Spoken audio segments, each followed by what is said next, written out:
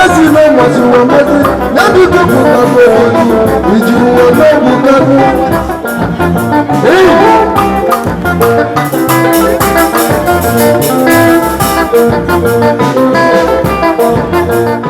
Opurobros, Igwe Jenga. Igbo Mamano. Amwabo Kenneth. Akekucha Wabo. Ichaka media. Kai ga n'ihu na-ekuri UGWUMBA maka na UGWUMBA dị ebube. Ndị UGWUMBA bụ ndị eje ejemba. Asịrị m UGWUMBA kai ma UGWUMBA kai ga na-eso. Igbo ya dịrị unu na mma o, UGWUMBA ya dịrị unu na mma. Ekene m unu.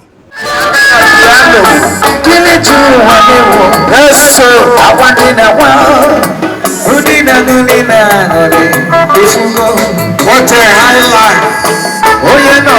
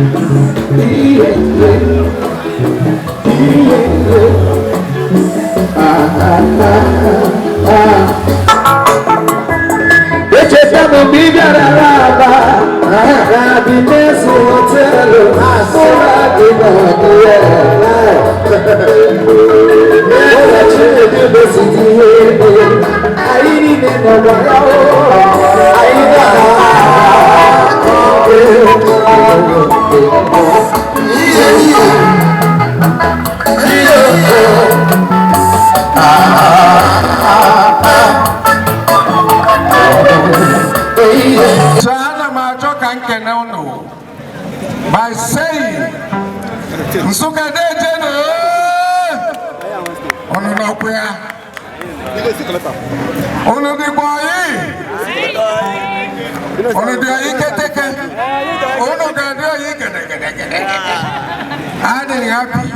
I can see faces smiling, and I am glad. And that is why we've all gathered here.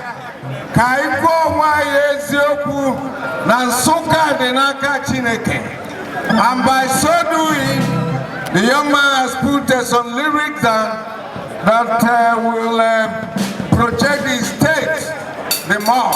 So that will and Ichaka Ejimalo Nigeria.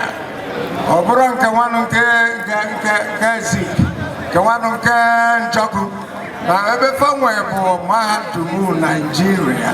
Kobalo no Monaka. I like Romodia. I'm a no Zukeme. If I'm okay, piano. Chassis Koaka, Koaka, as a game one way, if I'm a man, as a game Bapa.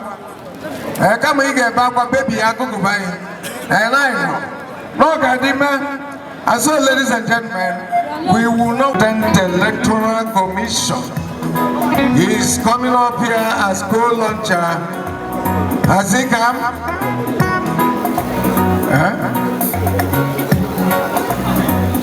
Okay, on the way. I'm a China by time. Magaima na events kali. But by now, I know something neat. Here.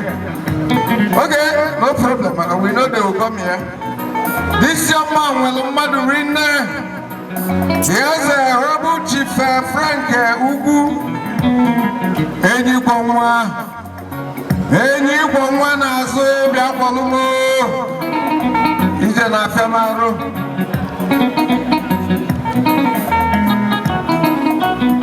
Dublin.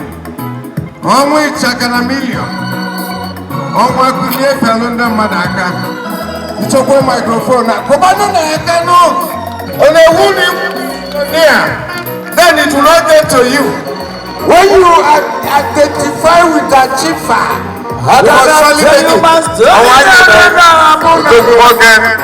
ọbụgo sọsọ ị ka m nwere na tebụl anyị mana ama na nsogbu nwere mmadụ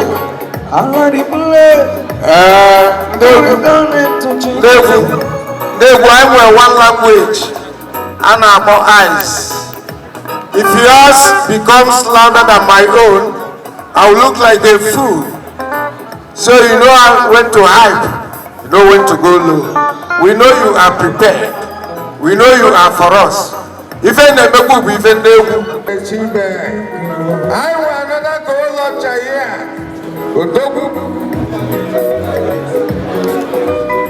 Chief Vitalis Okoma, Ganande Okoma, Chief Vitalis Okoma, Olumekene, Chief Vitalis Okoma, Wakama Rima, Onyemechi, finally,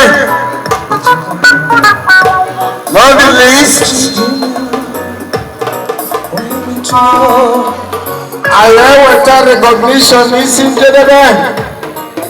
Chief Emeka Ago. Chief Emeka Ago.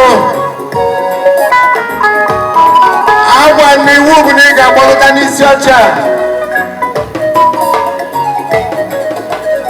Chief Emeka Ago, welcome on him. Bagotani is your as you want him to only more.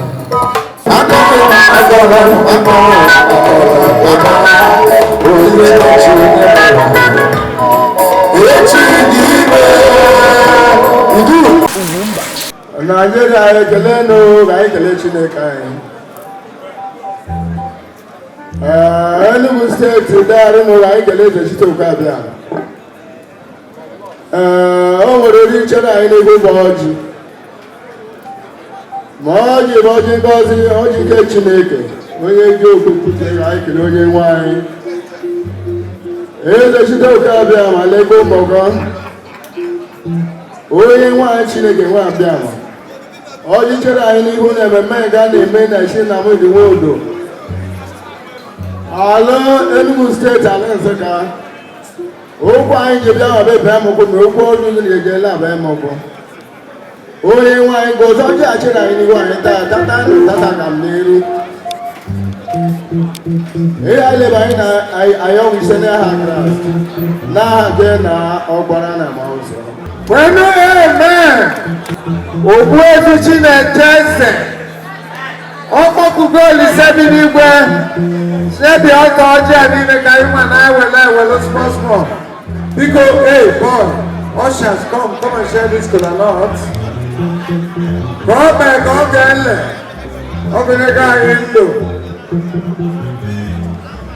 and interlude before our sister blessing gets ready. I was told that she's seated already, otherwise she can come in immediately and move us like every Lord. Father, King of Kings, Lord of Lords, we worship you this hour. We thank you for making our time for us to all be here, timely for that matter, to help and propagate the vision of our younger brother, Nwodo, who came out with a marvelous music. Enugu di n'aka Chineke, Jehovah nkusu niile nke ndị agha, ọ gị nwe talent, anyị nwere aka na-distribute. Anyị wee na-asị n'ife ọma nke anyị mere n'isi nwanne anyị nwoke, n'otuto niile, nsọpụrụ niile, ife ọma niile, ga-return ule n'aha Jizọs. Wee na-eyo na ntụ ọbụla isi fe n'ịma gidi eli good ka ọ pụta ife ka anyị wee nwee ike ka akụkọ ya, especially this day choose. What was the last day of the year? You made it possible. Take your glory, take your honor, take your majesty in the name of Jesus Christ of Nazareth. And that is a wonderful prayer. If you're happy and I tried, give me a hand of applause. Kwalunu makana na chonye gema, mworo nyopi kaka. Ege mwefi nemi jatu chile kebu.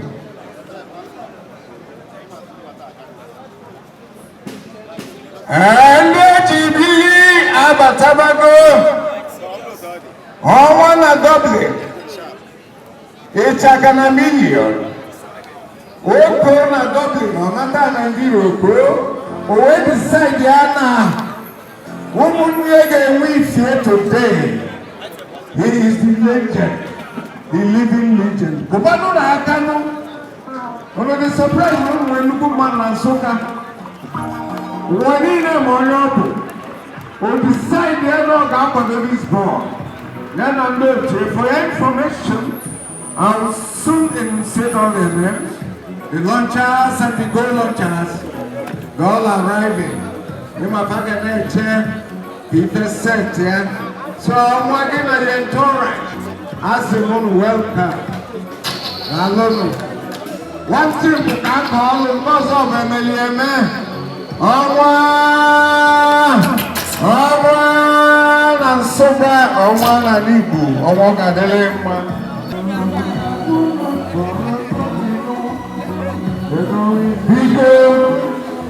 I am going to call out some names here. They are not better than you are. But they are names that will help us pilot the affairs of this moment. Because everyone and I going on this scene.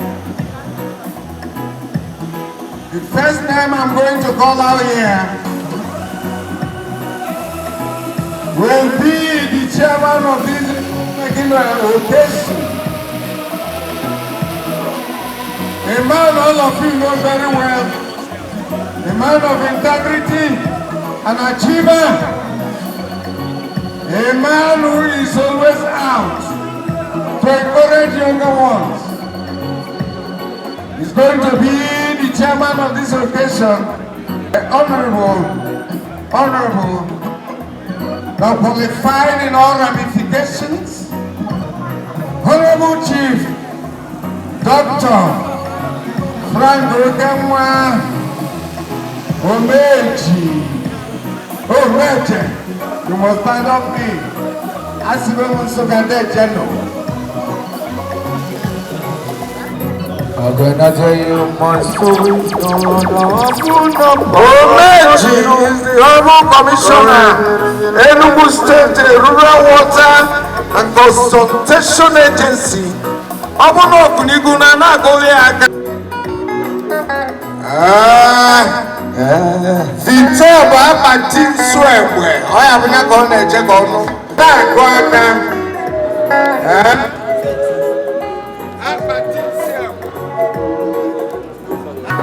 Unu na gwe ya na ro na mana ewe ka bu.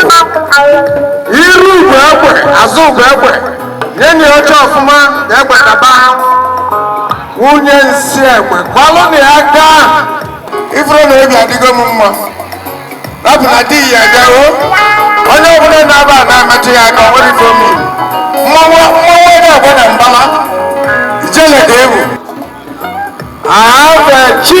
and Lolo Innocent Nwodo.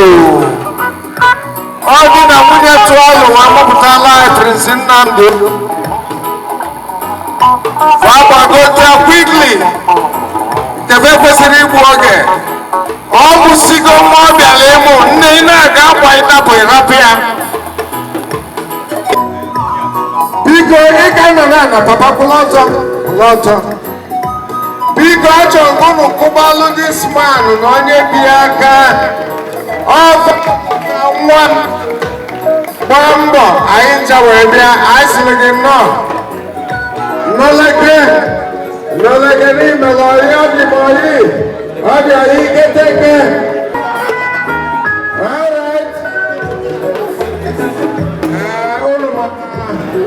I cannot join our heaven chairman, but we want someone to present who will be holding brief for him.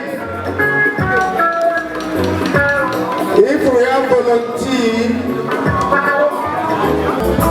everyone in our town,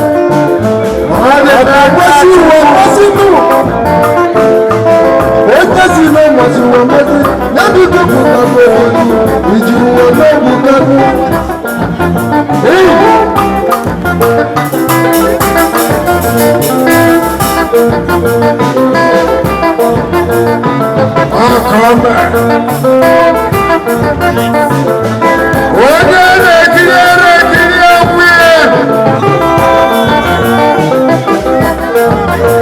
The legend himself.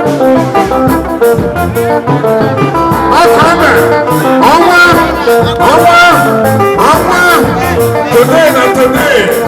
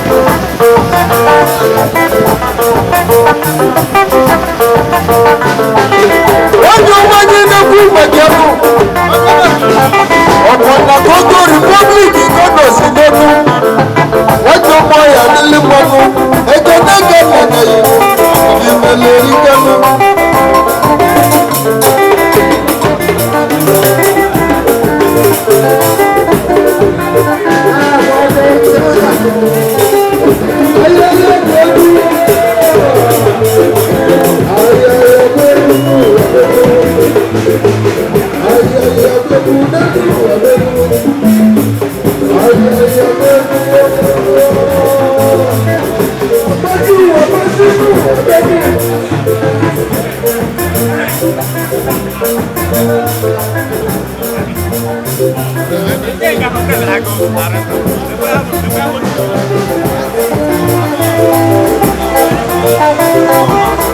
you.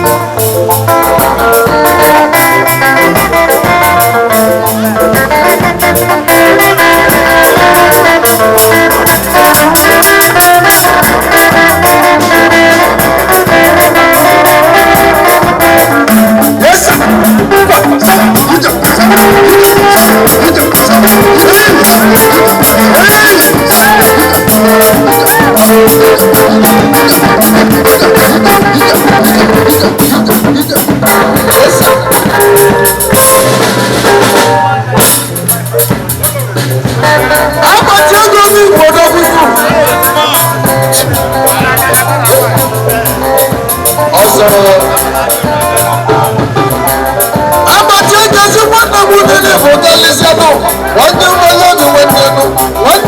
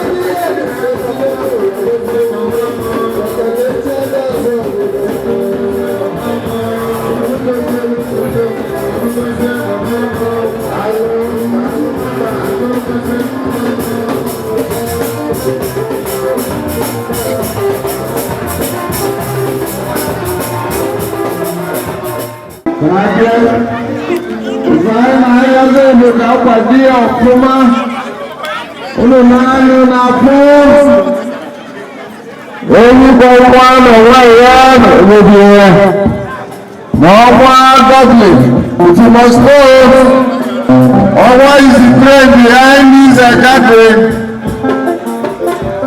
Ana me kwobu,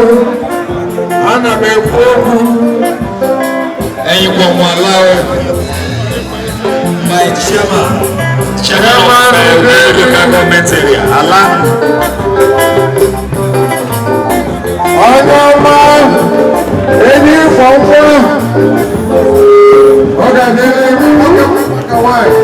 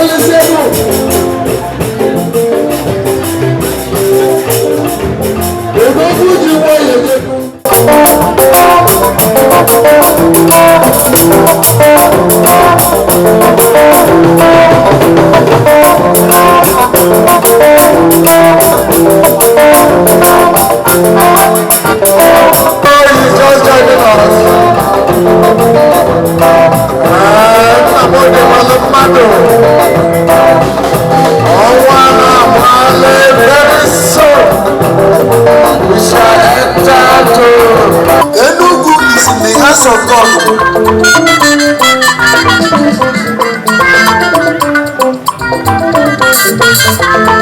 Mana ndị kwuru okwu na agwa ogbuziri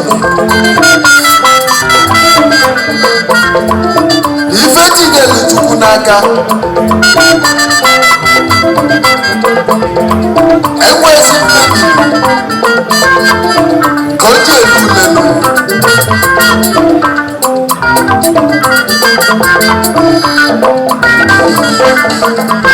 Chukwu ji fenu anya ka anyị ji wee Chukwu buru ụzọ na mbosi gboo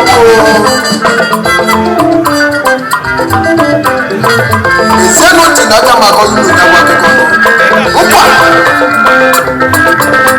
akụkọ ụkwa ọkọme odogwu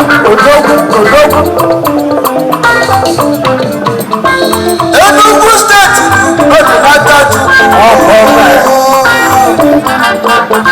Enugu State is in the hands of God.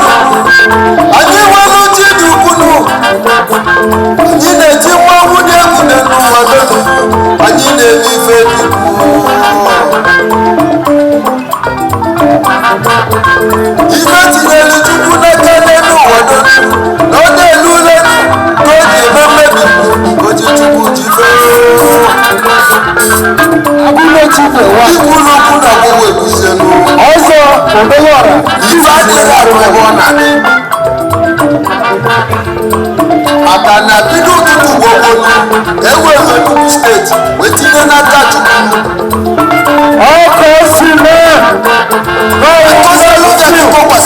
This is the time of UGWUMBA. The time was time.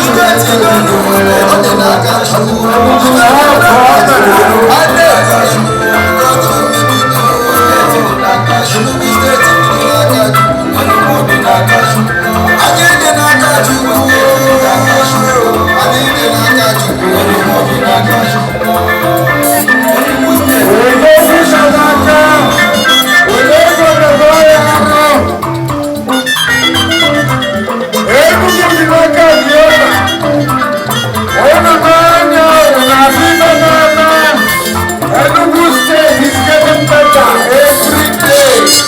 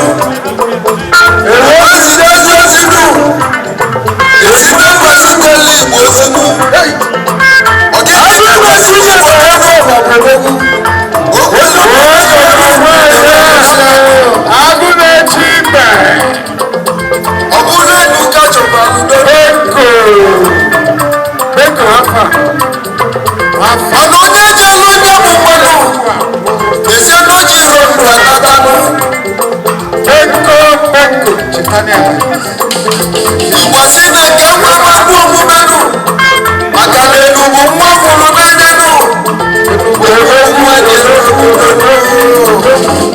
enu nwa ejekwana ya bụ ọma maka na ya bụ mmadụ na-eyi isi n'isi ndị ụwa nọ na mba nọ ife abụ okwu Igbo gwara enu ụwa wechekọtasị bụ ya emenụ o wee gbasie nne enu nna adụ ka njebesie anya bụ mmanụ njesi anya bụ ya batanụ mmechi nnukwu wee bata ibugo na mmụọ iko ka njebesie njesi anya bụ ya natanụ.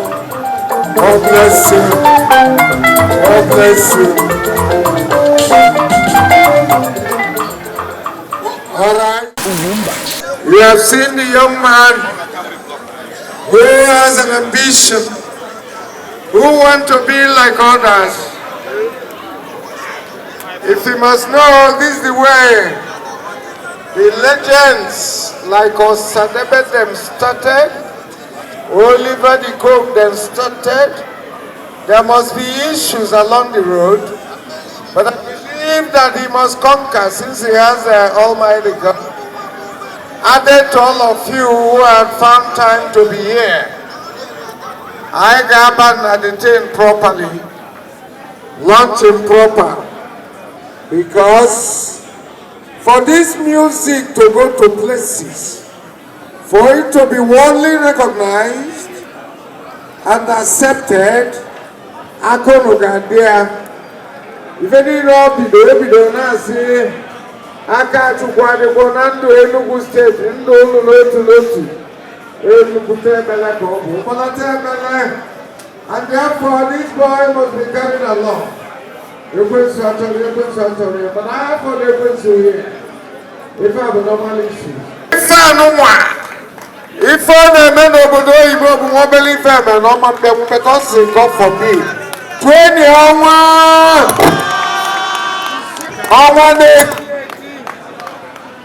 Nsụka nwere mmadụ. Nna m, ị na-anya ifu na ọ dị ka ụbọchị agbamụtabago so ka ibi gbọ. Onwe ndị anyị n'osigolo ozi. Onwe ndị anyị n'ụka na-abịa n'ụzọ. Bebiko gị lọnchala ya egwu a. Thank you. Cha. Igbo rain. Cha. Igbo one. Rain. Zone. Omono zubuno.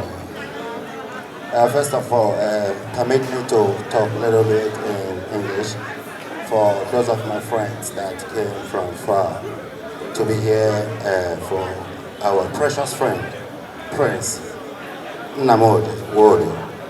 The one of Osoka. I want to say to each and every one of you here, you're welcome. As you support this young man who is about to make history, God will always support you.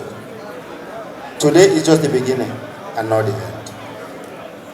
Without wasting much of your time, Makandi is in Ogonogo Kwadi Homano Kakwede. Unu nekwa na ya na ndị ibe anyị betasio ya na honama ihe na-emekwa n'ebe a ekwa ndị men nọ na-eme but notwithstanding asị na we na nwaanyị ebe o si kpaba ọsọ ọ ya continue wee ruo ebe ọ na-aga agwara m Nwodo na akwụ m ya n'azụ ana m ga-akwụsị ike site na amara Chineke ihe na-ekwu ebe a na-abụghọ enweghị nna asị ka o mee karịa m ma ọ ya mee ka m mere ụtọ ọbụla ọha gị mee aka niile a sịrị oji nụkwa na ọbụghọ jọkpara mụrụ ya so haven't waste your time aga m eje 500,000 naira wee sị ka Nwodo na-aga n'ihu anyị ka were ọgwụ egwu ọ gịnị dị ka a na-ekwu ihe a na anya ọbụ na obi dị ụtọ ka ọ dị mụ 500,000 naira abụrụ 50,000 ka ọ na-abụ 50 naira biko kụọ n'aka ka ọ daa ụda a sịbụrụ na ọ bụrụ ma nụrụ ka akụ aka ma nụ na-anọrị ya Nsụka dejeno ma lọnà unu ga-adị 500,000 naira Nnamdi ijebego Jebagilwe paradise in Elotam. Yes. Waronigo. Any woman as all the way from Ireland. Dublin. The son of Ichaka. I didn't quit one in Luane. Yeah. So I think this moment will pay back period. Yes. When we got to pay back, these are two gentlemen. But on the mom, but I'm not being a promoter of young men. Okay. I like young men be creative. Yeah. I told them young men need so politicians. The end of young men, Chono, in a little push.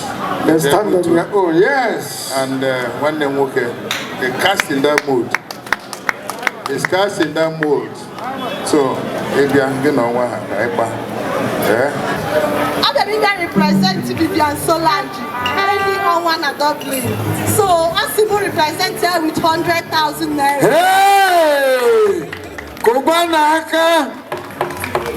Emesakanyo! Emesakanyo chairman who then go chair your fetish. And I'm here and never was him 50,000 cash.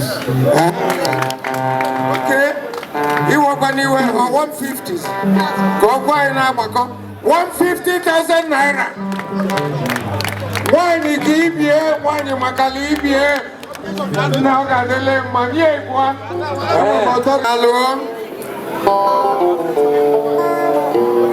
Any woman maybe for a boy in a local government, you look what support to what? Okay, the leg man.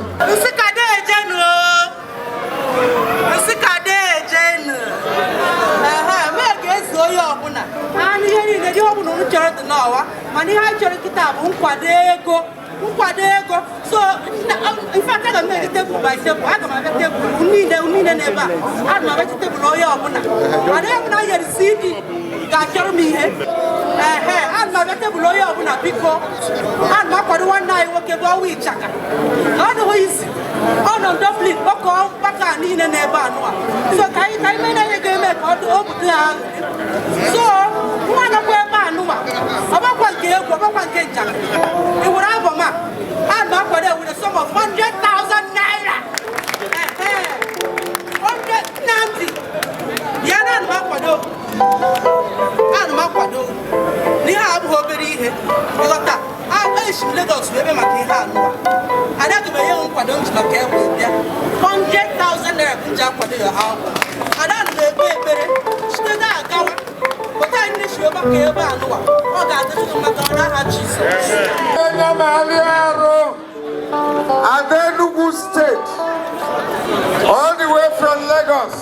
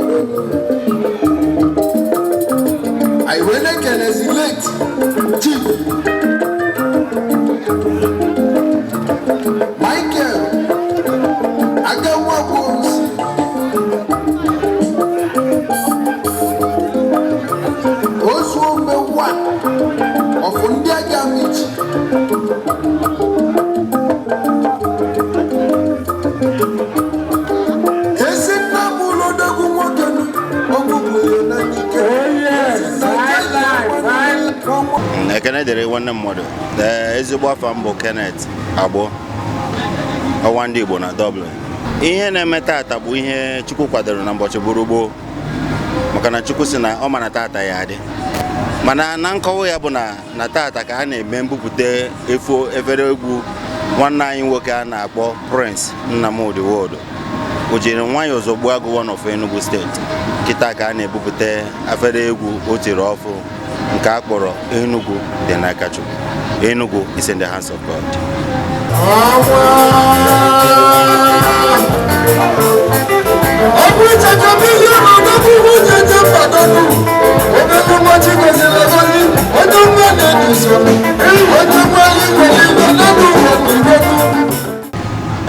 Ije mụ na Nwodo si be Chukwu wee bịa maka na mụ abụ onye n'ebe a ga-akọwa dịka o si bịa ka egwuregwu ịgwa gị eziokwu aga m akọwacha ka o si bịa mana dịka m kwuo o si be Chukwu wee bịa mana ịfụkwa n'ọnwa ya eburu unu na mmanụ maka a sị nọ aka nne kwa aka ekpe akwa aka nne o wee na-adaba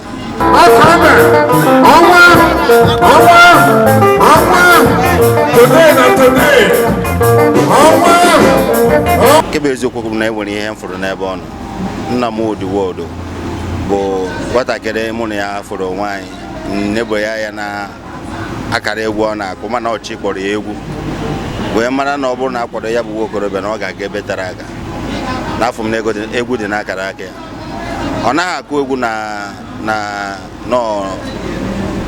nọ ihe ọ chọrọ kama na egwu mara ya anụ mfụkwa na akwaye ya aja n'ukwu na ọ ya agafe ịgwa gị eziokwu UGWUMBA TV ihe m ga-agwa unu bụ na tata ọ tụrụ m n'anya mana ọ tụkwa m anya maka ndị be anyị siri ofu onye siere ọha erechapụ mana ọha siere ofu onye mana abịa m n'ihe nọ ebe a nsị hei ọkwa obere mmadụ dịka m na obere mmadụ dịka Prince Nwodo ka ndị dị si ebe dị iche na iche wee bịa n'agbanyeghị na ewere ndị anyị tọọ anya anyị afụbeghị aka nwere ike nọrọ n'ụzọ mana ọ bụgodị na ha abịaghị na anyị mana ha kwadoro anyị mana ha kwụ anyị n'azụ na egbere ihe mere ọgaranya ịkpọrọ oku ji abịaghị na ọ ihe ntọrọ ihe anyị tọrọ n'anya ka anyị na-afụ karịa ka anyị si wee tọọ anyị.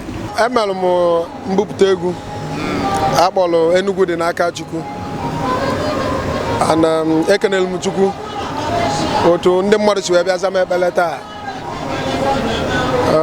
ọkpakọ mmadụ ka ibi eji aga maka na mmiri ka eji eme akụ mana ife kwụlụ ife akwụdebie ọ wee dị mma ife melụta agala ọfụma ọnwa Ichaka million n'ụlọ egwu m na Facebook ka mụ na ya nọ wee mata ọsịma mbụ onye Enugu nsị na mbụ onye Enugu ọjụọ m ebe nsị na mbụ onye Ọba na Nsụka ọjụọ mma mmalụ onye a na-akpọ onye ikwo nwa na Ọba si na mma nne na nwanne m nwoke ọsị m na ya na-enyi nkwọ nwa nọlụ fa maka ha si bido na Dublin na ya fụlụ egwu a malụ na egwu a nwere ebe ọ na-eje ana ya chọ ka ọ pụta ife n'afịa bụ ọnwa anọ ya eti ka egwu a pụta zi ya na mụ akala aka nka nji bịa na ya bụ egwu dị n'arụ nọọ ife eji maka ọ mmiri ka eji eme akụ sị m na nke a bụrụ nsogbu mana ife ọ ya emegide ka ọ dị chọọ na egwu a pụtalụ ọnwa ndị Igbo na Dublin onye ife dị mma na ndị Igbo niile onye fọrọ ọmụmụ nna m dị Nwodo si na ọ ya adịle nna mma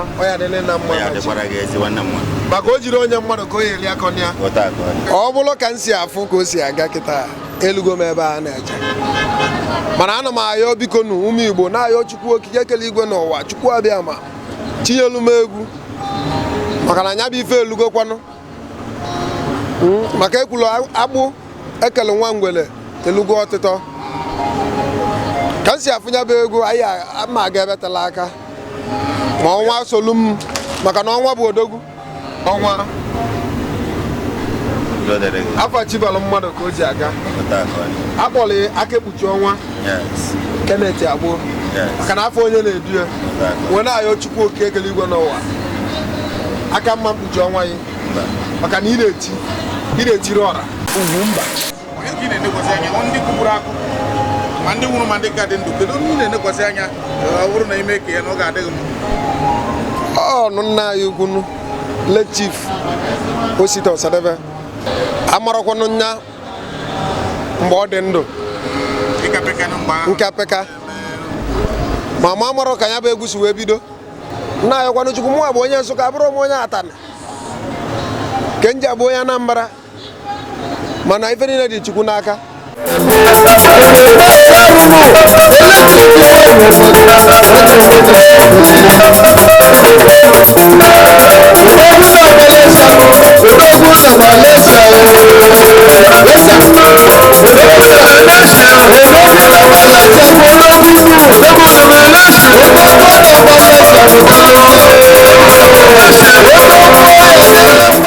ihe nna ayọ Chukwu n'isi fa bụ ogologo ndụ na-arụ isi ike nna ayọkwa fa biko fa jisi ike kwadobe m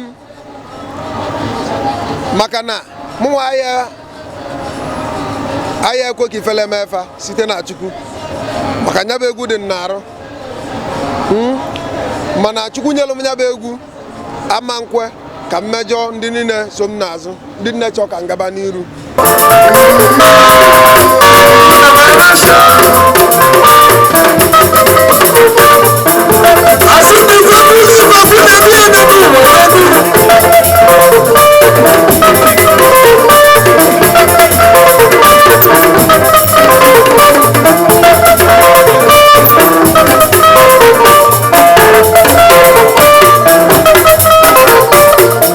dịka mụnwa bụ mmadụ ka ikwuru ekwu echiche mụnwa bụ mmadụ na ihe mfụ na ihe mkpebi ihe obi m kwetara bụ na ije mụ na Prince Nwodo wodara ya bụ ije mmiri na ọya bụ ije nkụ na ebe anyị na-aga anyị ka bidoro ebido na anyị sị na ire ọma iji wee bido ya bụ ije ka anyị ga-eji wee rụkwara ya na-aga na ụkwụ anyị agba anyị ụkwụ anyị abata ya na ọkwa ọ na-emere mma na-emere ya na-enweghị ihe nọ na ya na asị m na ọyị mụ na ya ga-abụ ọyị mmiri ebe anyị na-agatara aga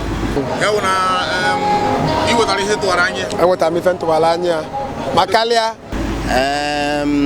ọ bụrụ ndị kwuru okwu nwoke anaghị ekwucha ihe niile mana anyị na-ene anya na anyị nwere ọtụtụ ndị anyị na ha dịkwa na mma already kakwa nkụ anyị na-aga na-adịkwa na mma na-aga anyị Nnamdi Nwodo na ndị ọzọ dị iche iche ihe afụ na ndị ọyị m niile si oruru Igbo ndị nke na-agụkwa egwu kịta ọkwa ndị egwu mụ na ha na-adịkwa na mma ọyị mụ na ha ọya bụ ụzọ mmiri na ọya bụ ụzọ anyị buru ibu bụ ndị ọyị ma nwoke ma nwaanyị ọya mịta site na amara Chineke Chukwu soro anyị kwuo maka na nne na nna m mụchara m kpọọ m Chukwu ndụ na onye Chukwu kwere ndụ ọganihu onye Chukwu kwere ndụ iwe akụ na ụba chi anyị kwere ndụ anyị ya ganihu ihe bụ mbe ebe a taa ajụjụ ejere m kịta na-achọ m ụcha bikos ihe nji maka ewe ebe a taa bụ maka nwanne anyị nwoke ọ bụ eziokwu na ọ bụ Prince Nnamdi Nwodo bụ anyị bịara ịkwado